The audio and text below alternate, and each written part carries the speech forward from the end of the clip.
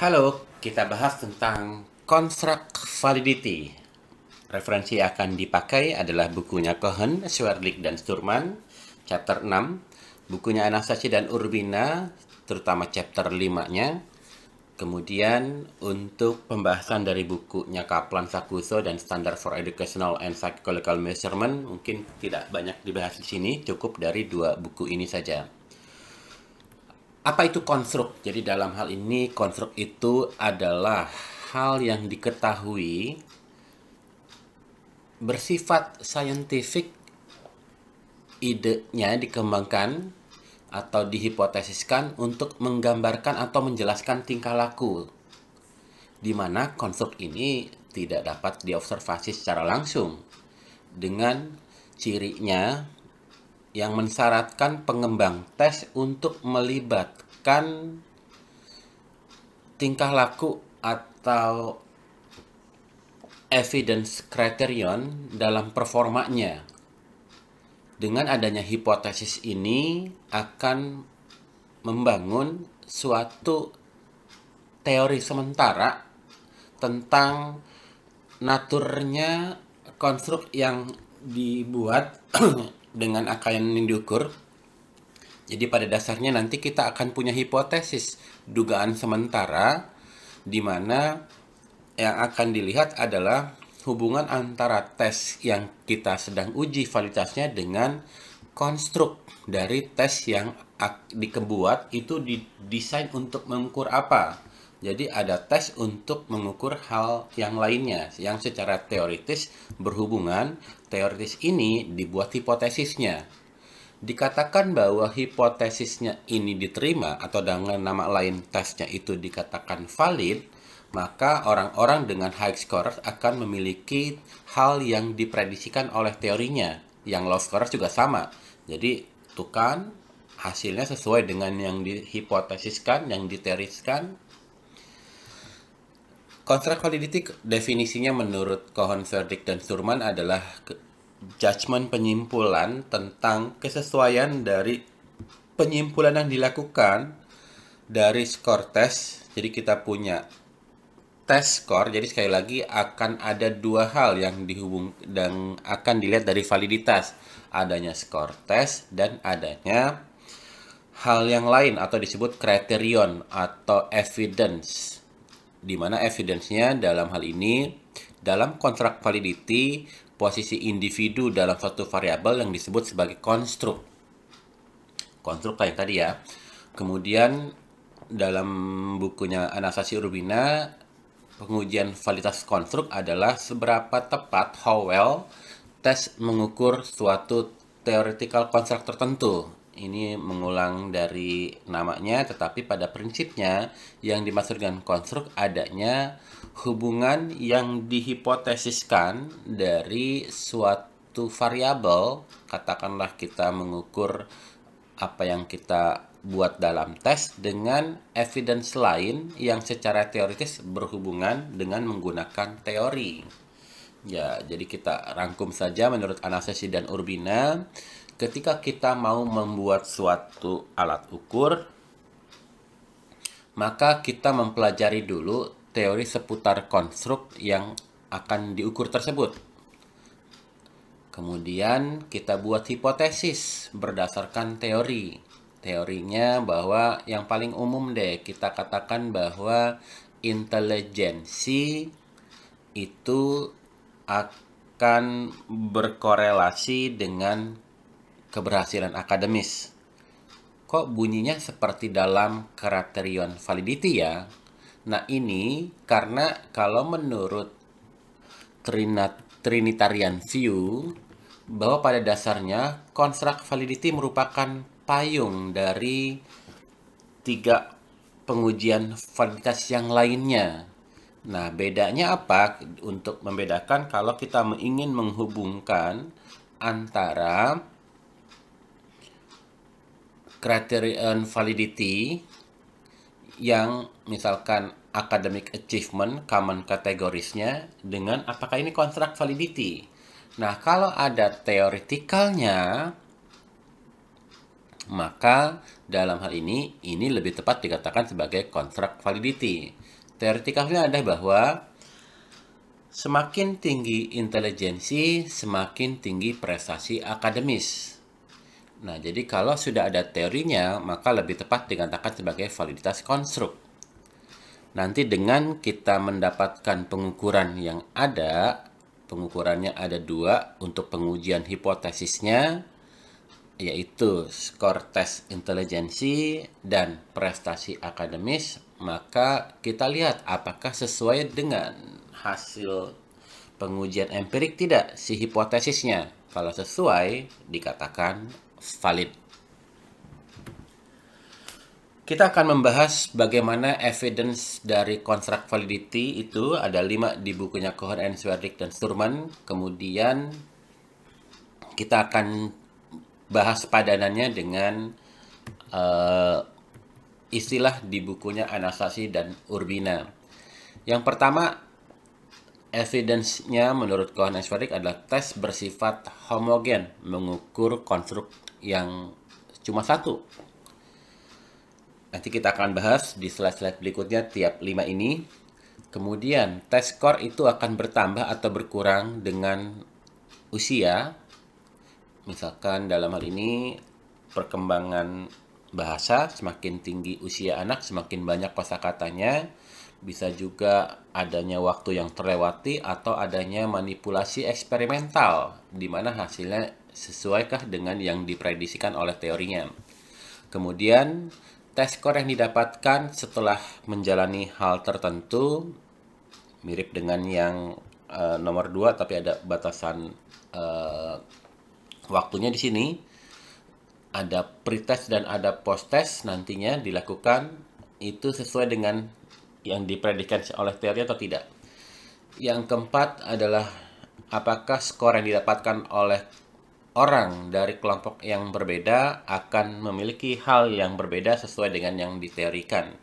Kemudian yang nomor 5 adalah tes skor berhubungan dengan skor di tes yang lain sesuai dengan yang diteoritikan. Ini balik lagi kata teori muncul. Teori. Inilah yang membedakan antara validitas konstruk dengan yang lainnya, yaitu adanya teori yang akan kita uji. Teori kita buat hipotesis kan kita uji. Lalu kita akan lihat apakah sesuai tidak dengan yang diteoritikan. Oke, kita bahas yang pertama, tes homogen untuk mengukur single konsep, satu konstruk saja. Yang akan dilakukan dalam hal ini adalah mengkorelasikan subtes dan juga item dengan skor totalnya. Jadi yang akan dilakukan, apakah korelasinya signifikan, positif, tinggi. Jadi kalau ini mungkin 3 terminologi. Pertama harus positif, yang kedua tinggi, yang ketiga signifikan. Cenderung kalau tinggi pasti akan signifikan, tapi kalau signifikan mungkin karena hal yang lain, yaitu sampel size-nya banyak. Jadi positif, tinggi, dan signifikan antara skor di subtes maupun di itemnya, dengan hipotesis bahwa orang yang memiliki skor tinggi cenderung akan menjawab benar pada setiap item. Orang-orang yang skornya tinggi akan memilih jawaban yang skornya dinilai tinggi. Mirip dengan item discrimination? Iya, karena dalam item discrimination pada dasarnya adalah juga pengujian validitas. Kita lihat dalam hal ini di gambar, kita pakai contoh yang manapun, saya sengaja pilihkan gambarnya.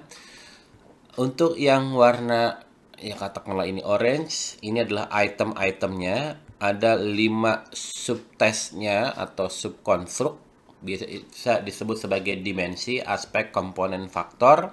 Di sini juga ada skor totalnya. Jadi dalam hal ini, ketika kita melakukan pengujian validitas dengan evidence of homogeneity, mengukur single konsep yang sama atau satu konstruk saja. Ini keseluruhannya adalah mengukur hal yang sama, satu theoretical saja. Jadi yang akan dilakukan ada bisa dua, yaitu subtest dengan skor totalnya. Ini katakanlah subtest nih, yang elips yang kecil, subtest kita akan mengkorelasikan dengan skor totalnya. Jadi kita punya, kalau di gambar ini punya 5 koefisien korelasi. Apakah korelasinya positif, tinggi, dan signifikan? Kalau positif, tinggi, dan signifikan, maka dikatakan homogenitinya terpenuhi. Yang kedua bisa dilihat dari itemnya. Kita bisa melihat itemnya pada lokal, katakanlah saya sebut sebagai dimensi yang pertama, ada 3 kotak, 3 item. Kita akan mengkorelasikan setiap item dengan dimensi di mana dia seharusnya berada. Jadi kita lihat di sini korelasinya apakah positif, positif, positif, tinggi, signifikan.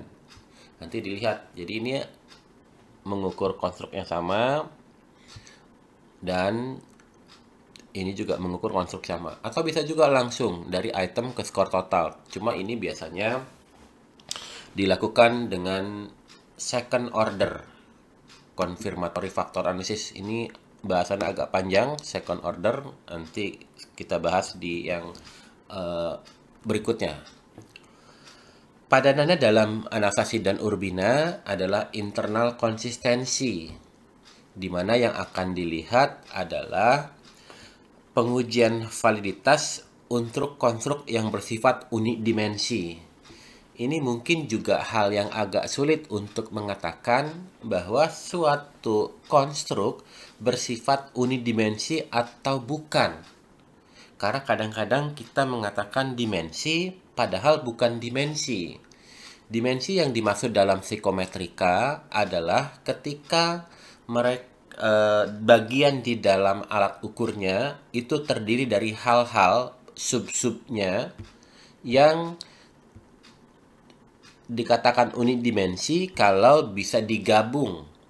Misalkan kita punya yang namanya tes intelijensi. Menurut teorinya Wechsler ada verbal dan performance, tapi bisa digabung menjadi IQ total. Nah, ketika bisa digabung, maka bersifat unidimensi. Nah, kalau misalkan yang terkenal Big Five Personality dari Costa McRae, ada openness to experience, conscientiousness, extraversion, agreeableness, neuroticism. Itu tidak bisa digabung. Jadi 5 dimensinya tidak bisa digabung. Nah, itu disebut sebagai multidimensi. Jadi dengan demikian kita melihatnya walaupun ada sub-subnya, tetapi ketika tidak bisa digabungkan, maka namanya tidak bisa digabung, namanya multidimensi. Contohnya Big Five Personality. Tapi kalau bisa digabung, namanya unidimensi. Jadi pada prinsipnya pengertian dimensionalitas adalah unidimensi. Kalau bisa digabungkan menjadi satu, contohnya yang seperti ini, digabungkan bisa menjadi satu skor, atau yang tidak bisa digabung. Jadi kalau tidak bisa digabung, contohnya adalah elips yang besar ini hilang. Jadi mereka suatu alat ukur yang terdiri dari 5 dimensi yang tidak bisa digabungkan menjadi satu. Nah, ini namanya multidimensi. Contoh yang multidimensi paling terkenal sekali lagi adalah Big Five Personality. Dalam internal konsistensi, pada dasarnya ini digunakan secara terpaksa kalau nggak ada kriteria eksternal. Apa sih maksudnya? Ketika kita membuat suatu alat ukur, alat ukurnya apapun itu ya, Kemudian kita membuat pengujiannya dengan internal konsistensi. Kita balik lagi ke gambar. Misalkan alat ukurnya yang ini gitu ya, yang atas saja. Ketika kita membuat item-item ini, jadi ini tes development gitu. Kita bikin tes baru, katakanlah ada 3 item, lalu elips yang ini merupakan gabungan dari ketiga itemnya. Maka ketika kita melakukan internal konsistensi, kita mengkorelasikan item ini dengan skor totalnya, item ini dengan skor totalnya, item ini dengan skor totalnya. Masih ingat bahwa di dalam pengujian validitas, evidence-nya atau kriterianya itu mesti valid, relevan, dan uncontaminated. Nah, pertanyaannya untuk yang internal konsistensi ini melanggar yang mana? Melanggar yang boleh dikatakan yang masalah validnya, relevannya, atau yang uncontaminatednya. Ini adalah masalahnya di validitasnya. Skor total ini berasal dari item-item yang sedang dipertanyakan. Bagaimana hal yang masih dipertanyakan menjadi evidence di dalam pengujian validitasnya.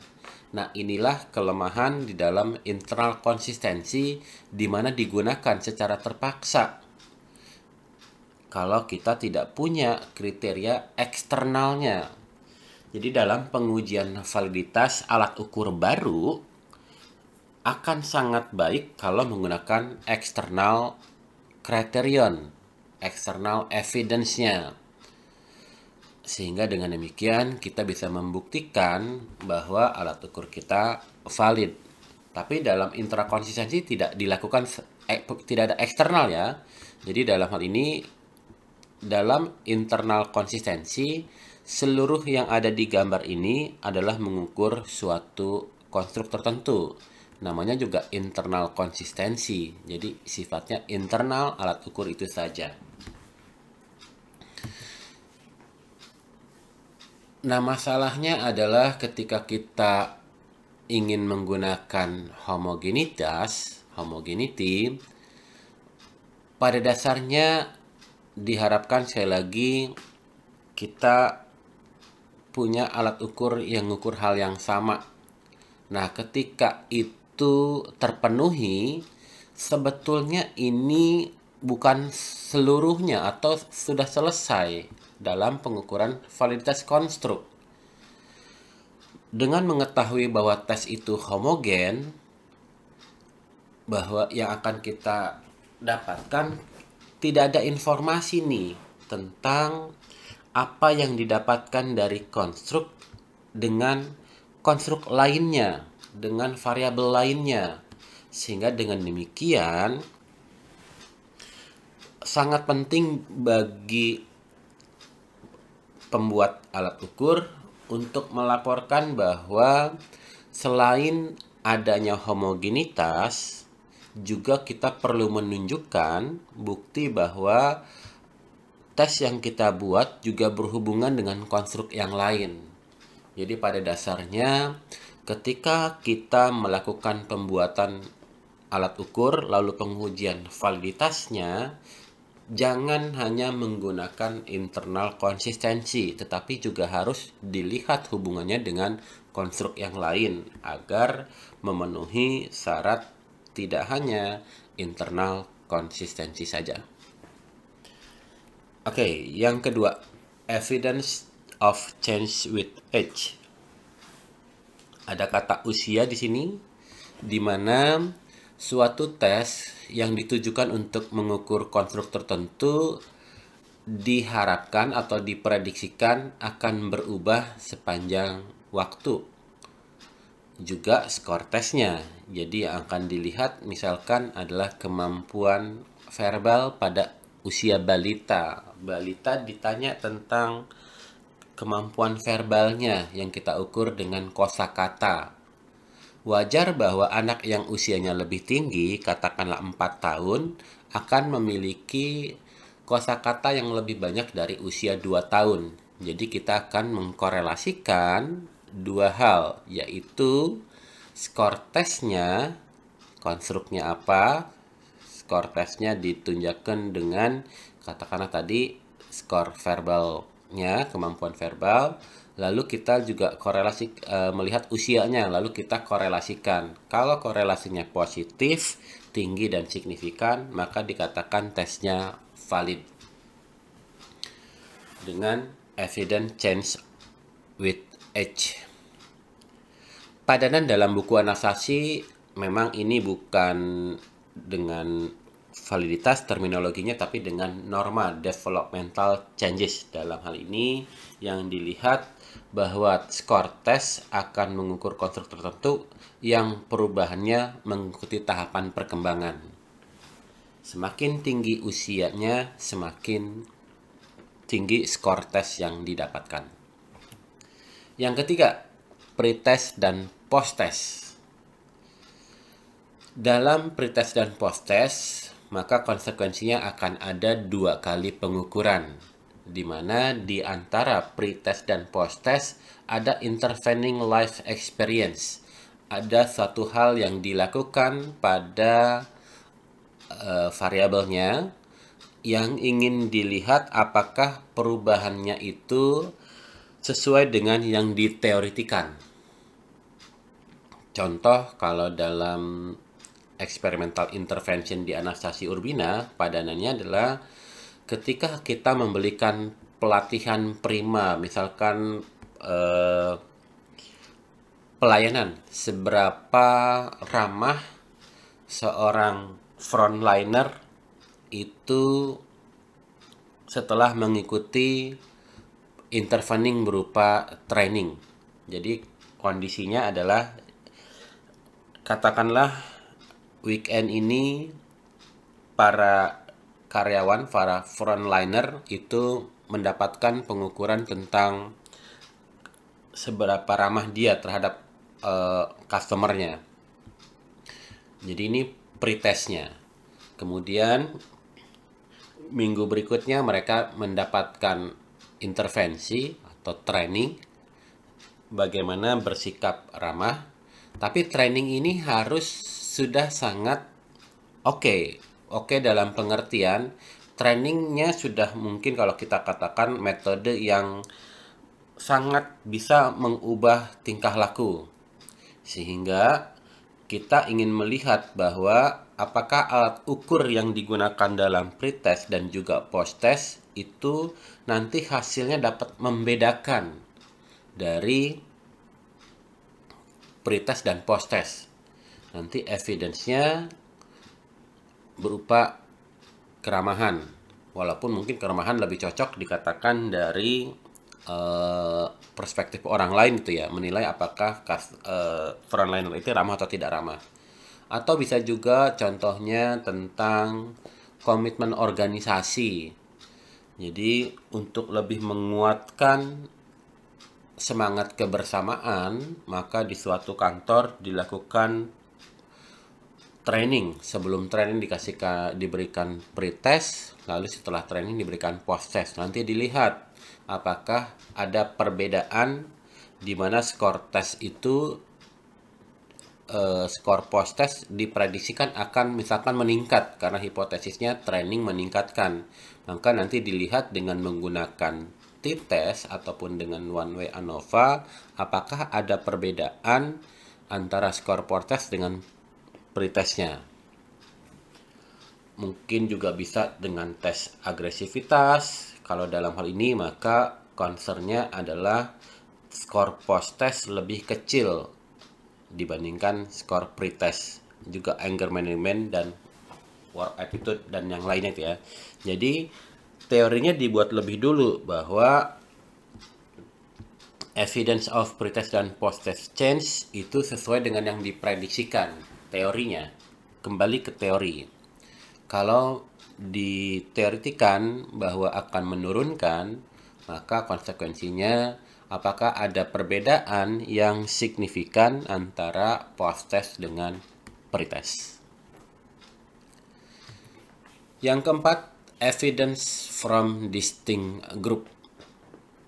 Kalau tesnya itu mengukur suatu konstruk, maka skor tes yang didapatkan dari sekelompok orang yang diduga dihipotesiskan akan berbeda dengan distinct grupnya, maka dalam hal ini dikatakan tesnya valid dengan evidence from distinct group. Mirip dengan contrasted group, ya. Kalau dalam bukunya Anastasia, contrasted group itu adanya di criterion validity. Jadi kembali lagi bahwa dalam view trinitariannya, construct validity merupakan umbrella dari yang lainnya. Selama dalam hal ini ada teoretikalnya, maka lebih tepat dikatakan sebagai construct validity dibanding dengan criterion validity. Oke, yang kelima, ini agak panjang, di mana test score akan berkorelasi dengan pengukuran lainnya. Sesuai dengan yang diteoritikan, ini ada convergent evidence padanya dalam Anastasia correlation with other test, ada diskriminan, ada faktor analysis. Kita akan bahas satu-satu. Ini yang pada penggunaannya, pengujian validitas, lebih banyak digunakan justru yang ini secara praktis itu ya. Kalau dilihat dari katakanlah jurnal-jurnal, artikel jurnal yang ada, kebanyakan pengujian menggunakan yang evidence yang kelima dari Cohen-Shorrock ini, terutama yang faktor analysis. Dalam psikometrika modern, penggunaan faktor analysis adalah yang paling banyak dilakukan. Kita bahas yang convergent evidence. Convergent evidence dalam hal ini bahwa skor yang di dalam tes yang sedang kita uji akan memiliki korelasi yang tinggi dengan prediksi yang sesuai dengan kita hipotesiskan. Nah, ini mungkin akan sedikit berbeda dengan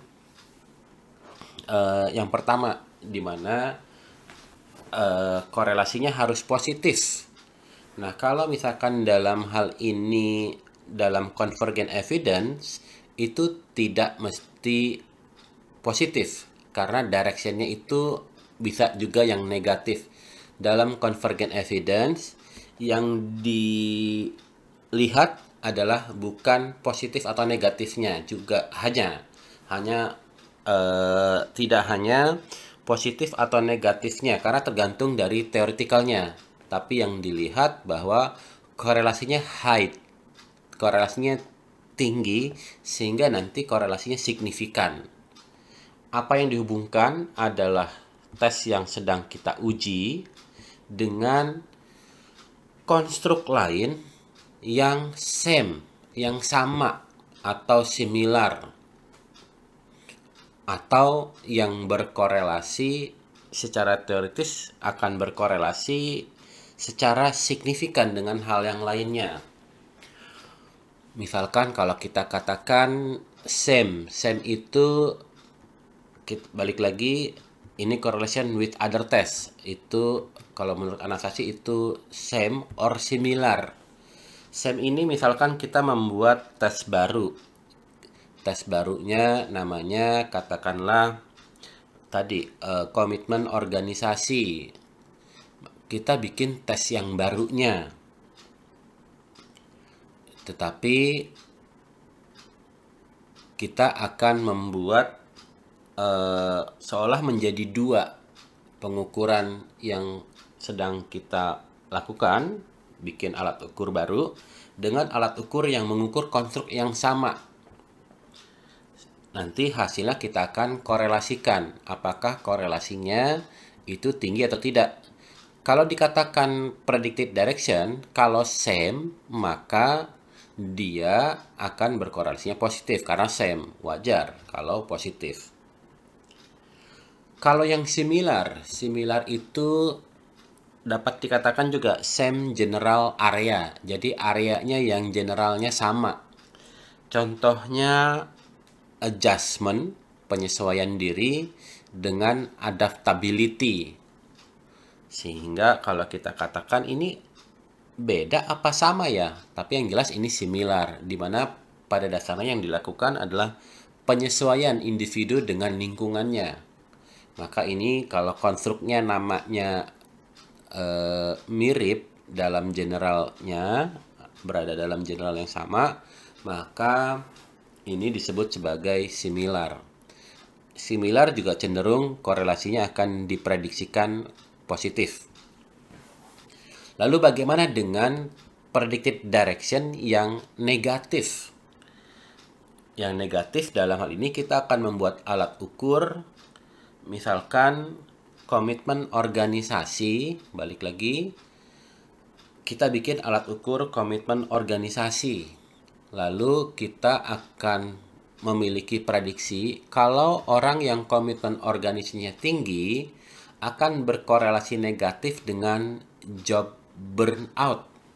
Kalau orang komitmen organisasinya tinggi, diduga tidak akan memiliki job burnout yang tinggi. Nah, ini korelasinya akan tinggi tetapi negatif.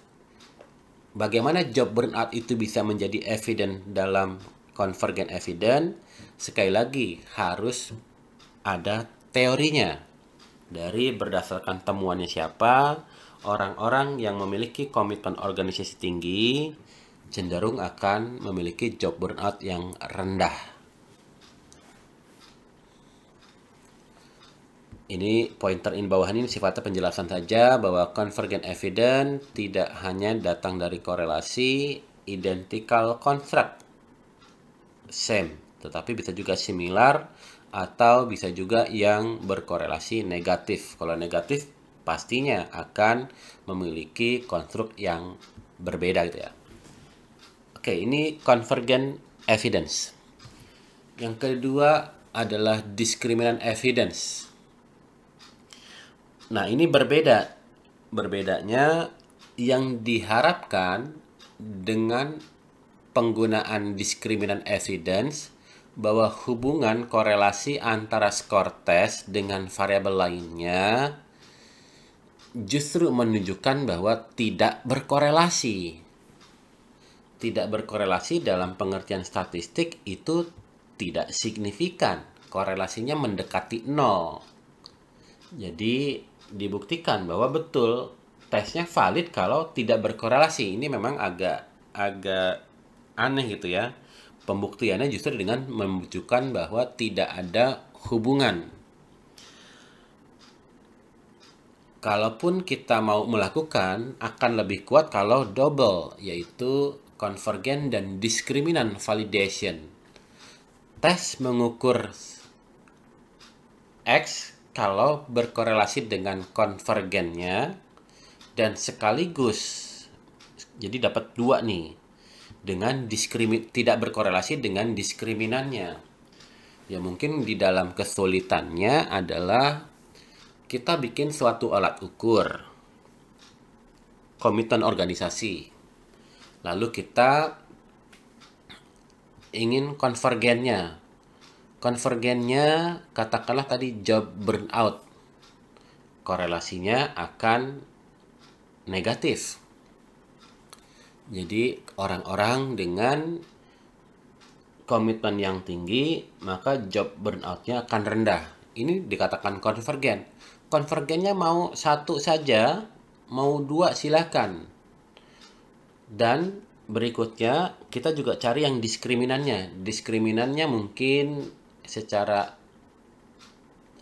teoritis mengatakan orang-orang yang komitmen organisasinya rendah, mungkin kita katakan presensinya. Kalau dikatakan bahwa presensi itu tidak berkorelasi, ada teori yang mengatakan demikian, maka ini bisa menjadi diskriminan.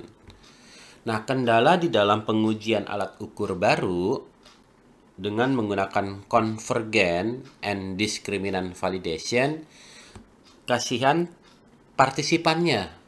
Partisipannya nanti akan mendapatkan tes yang sedang kita uji, alat ukur X katakanlah, konvergennya entah berapa alat ukur, diskriminannya entah ada berapa alat ukur. Jadi partisipannya akan mengisikan banyak sekali. Nanti khawatirnya adalah pengujiannya ini tidak sesuai dengan apa yang kita hipotesiskan, bukan karena faktor alat ukurnya, tetapi karena partisipannya capek mengerjakan banyak item. Pengujian konvergen and discriminant validation, nanti kita lihat apakah hasil penghitungan empirisnya sesuai dengan yang kita teoretikan. Oke, convergent and discriminant validation. Yang ketiga adalah faktor analysis. Wah, ini kalau buat saya adalah yang paling seru, di mana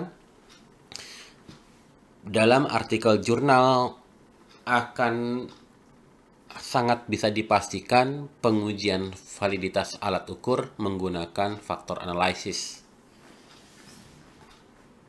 Yang dilakukan dalam faktor analisis adalah reduksi. Kita akan menguranginya apa nih ya? Kan kita punya alat ukur terdiri dari sejumlah item. Sejumlah item nantinya kita akan mengidentifikasi faktor atau spesifik variabel. Ini nanti kalau ketemu dimensi juga mungkin jangan bingung gitu ya. Ada facet, aspek, komposit, dan yang lainnya. Dimana dalam hal ini penggunaannya secara matematis. Ini kalau dihitung secara manual lama, jadi kita pakai software. Saya akan menggunakan analogi. Analoginya adalah misalkan kalau di dalam suatu kelas terdiri dari sejumlah mahasiswa, katakanlah 40-an, maka setiap dari kalian adalah item. Faktor atau dimensi analoginya adalah peer group-nya. Jadi saya ingin melihat dari masing-masing mahasiswa akan mereduksi menjadi sejumlah peer group. Dan nanti yang mau dilihat adalah korelasi antara mereka ini. Mereka ini siapa? Mereka ini adalah individual orangnya, tiap individu, dan juga peer group-nya. Jadi kalau kita analogikan lagi, yang orange ini adalah individual orang. Yang elips pertama ini adalah elips layer pertama ini adalah peer group-nya. Peer group-nya ada 5 itu misalkan. Ini adalah kelasnya, suatu kelas atau suatu kelompok besar di dalam suatu komunitas, katakanlah di kampus gitu ya. Kita melihat bahwa orang 1, 2, 3 itu akan berkorelasi tinggi dengan peer-nya. Jadi gabungan ini akan membuat peer. Tetapi orang-orang ini yang di atas 1, 2, 3 ini akan rendah dengan yang elips yang lainnya. Sehingga mereka akan mengelompok menjadi faktor tersendiri, menjadi dimensi tersendiri. Jadi dalam hal ini prosedurnya adalah melihat apakah korelasi di antara mereka itu akan kuat atau tidak dengan di mana mereka seharusnya berada. Si orang 1, 2, 3 harusnya berkorelasinya kuat dengan faktor atau dimensi yang kita tentukan. Sama dengan yang lainnya juga. Jadi masing-masing orang akan attach ke satu bagian, satu dimensi. Nah, jadi ada terminologi CFA, Confirmatory Factor Analysis. Contoh gambar ini adalah Confirmatory Factor Analysis. Kita dalam pembuatan alat ukur, kita akan sudah menentukan di awal bahwa item mana untuk dimensi apa, item yang mana untuk dimensi yang mana. Jadi dengan demikian, blok awalnya atau blueprintnya kita sudah punya. Lalu kita akan melihat dengan data aktual empiris apakah si tiap item yang sesuai dengan yang kita desain, kita ada di dalam blueprint sesuai dengan yang kita teoretikan. Karena bersifatnya mengkonfirmasi, maka disebut sebagai confirmatory factor analysis. Jadi modelnya dibuat lebih dulu. Kita ambil data, lalu melihat apakah korelasi di antaranya sudah sesuai dengan yang kita buatkan, sudah kita desain. Sehingga yang dilakukan adalah konfirmatori. Kalau eksploratory, posisinya kita tidak tahu nih pembagiannya, dimensionalitasnya kita belum ada. Kita bikin alat ukur baru, justru kita ingin mau melihat pengelompokannya menjadi seperti apa. Jadi nanti dari katakanlah 40-an item, reduksinya menjadi berapa faktor nih. Jadi katakanlah mungkin kalau di dalam EFA mahasiswa baru gitu ya, mahasiswa baru belum saling mengenal, lalu dengan proses yang ada, lalu mereka nantinya akan mengelompok. Jadi kita dalam hal ini kita buat dulu alat ukur tanpa ada blueprint ini. Dalam exploratory factor analysis, blueprintnya tidak ada. Kita hanya bikin yang itemnya saja. Nanti berdasarkan operasi matematika, kita akan melihat reduksi yang terjadi akan membuat menjadi faktor apa saja ya.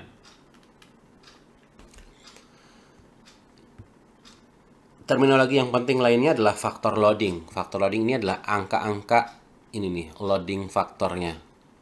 Pada dasarnya loading faktornya harus, kalau di dalam faktor analisis, ini harus positif, tinggi, signifikan. Kalau kita nanti menggunakan software tertentu, katakanlah Lisrel, maka loading faktornya kalau hitam berarti oke, kalau merah berarti tidak oke. Ya, kita skip aja untuk masalah confirmatory factor analysis, exploratory factor analysis, dan faktor loading. Oke, sampai ketemu lagi di ujian akhir semester. Terima kasih.